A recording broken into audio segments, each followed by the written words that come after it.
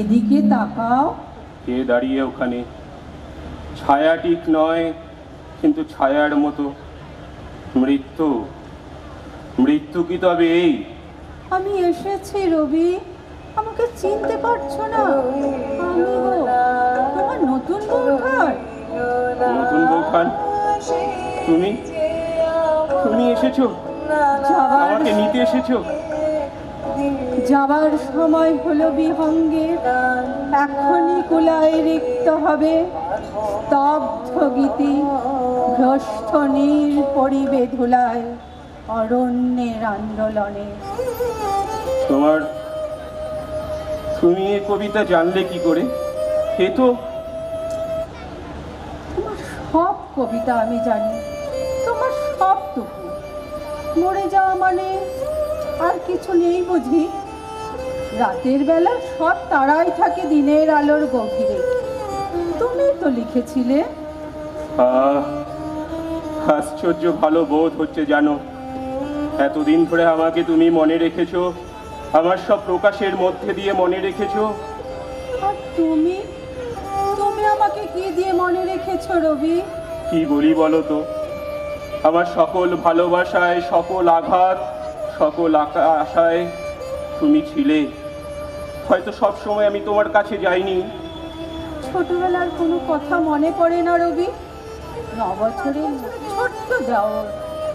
সত্যি কথা বলবো, হাসবে না? হাসবো তো বটেই, বলো বলো। মনে পড়ে বাড়িতে তখন তুমি নতুন বউ, ছাদে বেড়াচ্ছিলে ছোট দিদির সঙ্গে। মনের কথা বলা বলি হচ্ছিল নিশ্চয়ই। আমি কাছে যাওয়ার চেষ্টা করতেই ছোট দিদির এক ধমক। তখন তোমার মুখখানি যা হয়েছিল, লজ্জায় অপমানে একদম টুকটুকে লাল। ইচ্ছে করছিল বর্ণ দিদিকে বলি, আহা ছেলে মানুষ, তাহা থাকলো আমাদের সঙ্গে। এসব কথা ওর কি বুঝবে?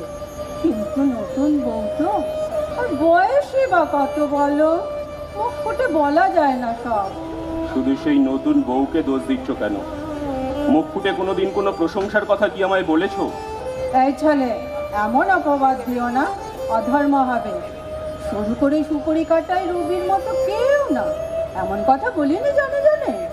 সুপুরি কাটার সার্টিফিকেট নিয়ে হবেটা কি? আমি তো চেয়েছিলাম চিরকাল আমার লেখার সার্টিফিকেট। সেখানে কোনো দিন তুমি আমাকে মন খুলে ভালো বলনি তো। ওই বিহারী চক্রবর্তীর সঙ্গে তুলনা করে বারবার রেখেছো আমাকে নিচের তলায়।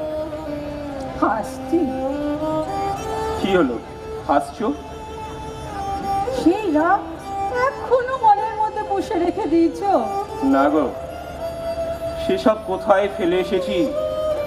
সে থেকে গেছে আমার বুকের মধ্যে, আতরের ফিকে হয়ে যাওয়া মন খারাপ করা গন্ধের মতো। দিনের শেষে ছাদের উপর পড়তো মাদুর আর তাকিয়া, একটা রূপোর রেকারিতে বেলফুলের গোড়ে মালা, ভিজে রুমালে, পিরিচে 1 গ্লাস বরফ দেওয়া জল, আর বাটাতে ছাঁচি পান। তুমি গা ধুয়ে চুল বেঁধে তৈরি হয়ে এসে বসতে। গায়ে একখানা পাতলা চাদর উড়িয়ে আসতেন জ্যোতি দাদা, বেহালাতে লাগাতেন ছড়ি, আমি ধরতুম চড়া সুরে গান। সূর্য ডোবা আকাশে ছাদে ছাদে ছড়িয়ে যেত তোমার গান। হু হু করে দক্ষিণে বাতাস উঠত দূর সমুদ্র থেকে, তারায় তারায় যেত আকাশ ভরে। আমিও তোমার সাথে গাইতাম জোড়াসাঁকোর ছাদে বসে, কিংবা চন্দননগরে সেই মোরান সাহেবের বাংলোয়। বাহিরে ঘন ঘোর বর্ষা, ঝাপসা নদীর ওপর ডাকাতের মতো বৃষ্টি ঝরে পড়ছে অবিরাম। আর চারদিকে সেই খোলা ঘর, আমরা দুজনে মুখোমুখি বসে গান গাইছি। গানের পরে গান, অশেষ, অনন্ত। সেসব দিন থেকে গেছে আমার লেখায়। বিবিধ প্রসঙ্গ উৎসর্গ করেছিলাম তোমাকে।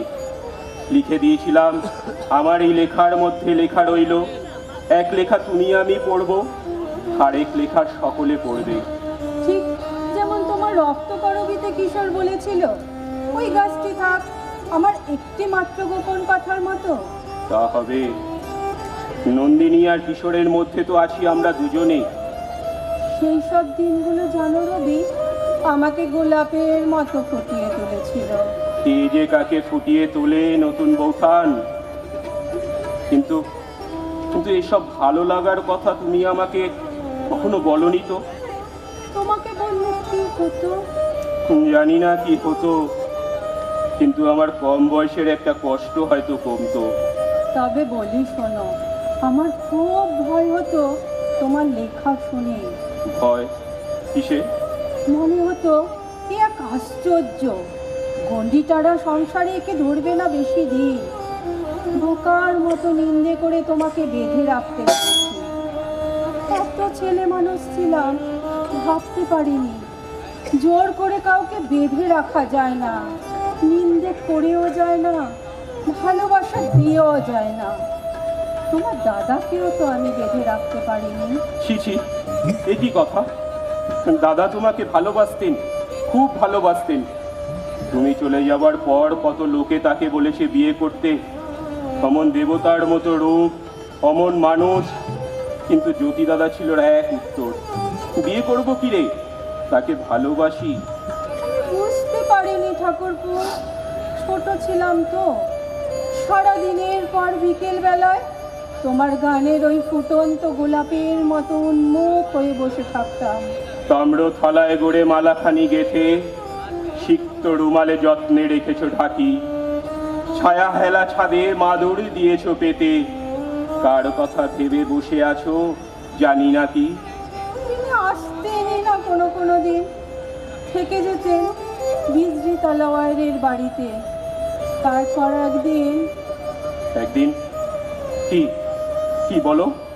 বলতে কষ্ট হয় রবি, আজও এতদিন পরেও।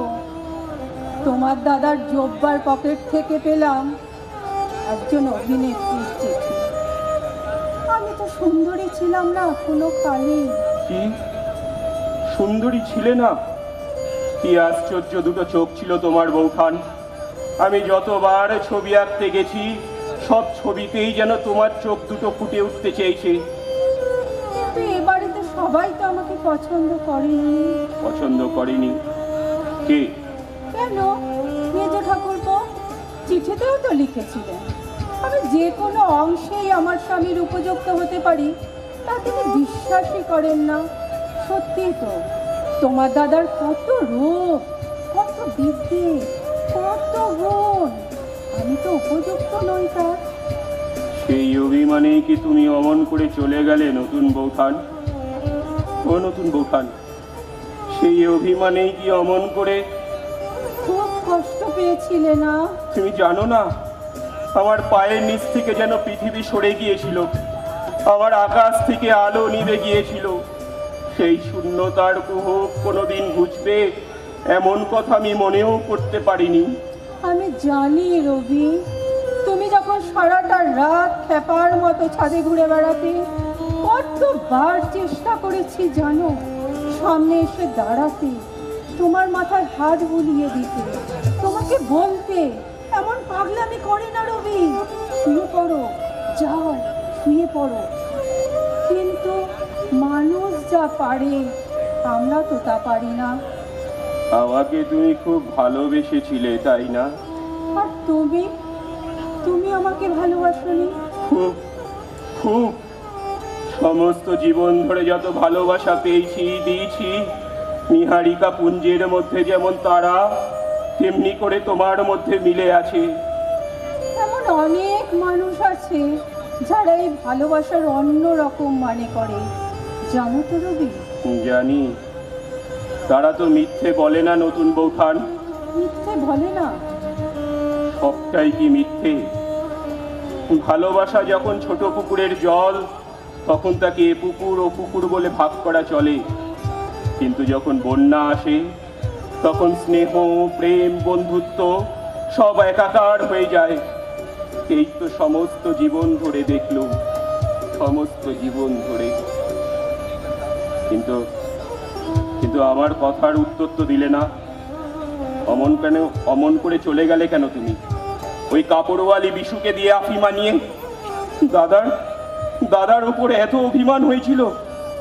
শুধু তোমার দাদার ওপর নয়, তবে চুপ করে থেকো না, বলো বলো। উর্মিলা, স্বর্ণা দিদির মেয়ে। ভগবান তো আমার বলে কিচ্ছু দেননি, তাই ওই আমার সব ছিল। তেতলার ছাদের বাঁকা সিঁড়ি দিয়ে হুড়মুড় করে নামতে গিয়ে সিঁড়ির নিচে উপর হয়ে আছে মেয়েটা। ওইটুখানি দেহটা যেন দুমড়ে গেছে, থোকা থোকা চুলে জমাট বেঁধে আছে রক্ত। উফ, মা গো, মা! বৌঠান, মনে পড়ে মনে পড়ে, কিন্তু সেই জন্যই কি এত জানতে চাও কেন বলো তো? সব প্রশ্নের কি উত্তর হয়? উত্তর পাওয়া ভালো। এই 3-10 আগে যেন ঘোরের মধ্যে একটা কবিতা লিখেছিলাম, শুনবে? ও মা, কবিতা শুনি। প্রথম দিনের সূর্য প্রশ্ন করেছিল সত্তার নতুন আবির্ভাবে, কে তুমি? মেলেনি উত্তর।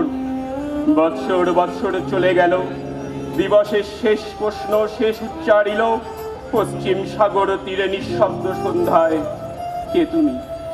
এলো না উত্তর। তাহলে সমস্ত জীবন ধরে একটা কষ্ট আমাকে বইতে হয়েছে। লোকে বলেছে এমন কথা, আমার বিয়ের কথা যখন চলছিল তখন তখন তুমি একবার আত্মঘাতী হওয়ার চেষ্টা করেছিলে, আর আমার বিয়ের 4 মাস পরেই। রবি, না না বৌঠান, না। উত্তর যদি দিতে না চাও দিও না। জানার যদি কিছু বাকি থেকে যায় এই জীবনে, থাক থাক। ছাদে একটা বাগান করেছিলাম, তার নাম দিয়েছিলাম নন্দনকানন। তোমার মনে পড়ে? মনে পড়বে না? সেই বাগানেই তো ছিল আমাদের সব কিছু। নষ্টনীর বলে একটা গল্প লিখেছিলাম ভারতীতে, তার মধ্যে ছিল সেই নন্দনকাননের ছবি। তার মধ্যে আরো অনেক কিছু ছিল রবি, সেটা নিছক বানানো গল্প ছিল না। কোনো গল্পই কি নিছক বানানো হয় বৌঠান? কত রন্ধ্রপথ দিয়ে তার মধ্যে জীবন এসে মেশে। কিন্তু নন্দনকাননের কথা কি বলছিলে? আমি বুঝতে পারছিলাম জানো, আমার সেই নন্দনকানন শুকিয়ে আসছে। উর্মিলা চলে গেল, তোমার দাদা সরে যাচ্ছে। তুমি খাঁচায় বন্দি শ্যামা পাখিটার মধ্যে যেন নিজেকে দেখতে পেতাম। বিশু যখন তার কাপড়ের বোঝটা আমার সামনে ধরলে, নানা রঙের কাপড়, চোখের সামনে যেন রঙের আলপনা এঁকে দিয়েছে কেউ। হঠাৎ হঠাৎ মনে হলো, মানায় না মানায় না, এত রং আমার ঘরে মানায় না। তাকে কি বলেছিলাম, কেমন করে বলেছিলাম, কিচ্ছু মনে নেই। শুধু মনে পড়ে তার চোখ দুটো আমার মুখের দিকে তাকিয়ে আছে, তাকিয়েই আছে। ভেতরে যা কথা সব করে বলবে না। আজ আজ অনুতাপ হয় না কতটা বাকি ছিল জীবনের, কত আশায় হতাশায় বিশ্বাসে প্রবঞ্চনায় অন্ধ দেওয়াল আর সেই পাথর ফেটে বেরিয়ে আসার সম্ভাবনা ভরা, কত সব অভাবিত বাঁক নেওয়াই জীবন। মাত্র 25 বছর বয়সে শেষ করে দিলে নতুন বৌঠান। ভেবে ভেবে তোমার কষ্ট হয় না? ভোরের বাতাস দিচ্ছে রবি, শান্ত হও, একটু ঘুমিয়ে পড়ো। তোমার চাদরটা নেমে গেছে, বুকের কাছে টেনে দিই। রবি, বৌঠান, রবি, বৌঠান, রবি, বৌঠান, বৌঠান, বৌঠান, বৌঠান।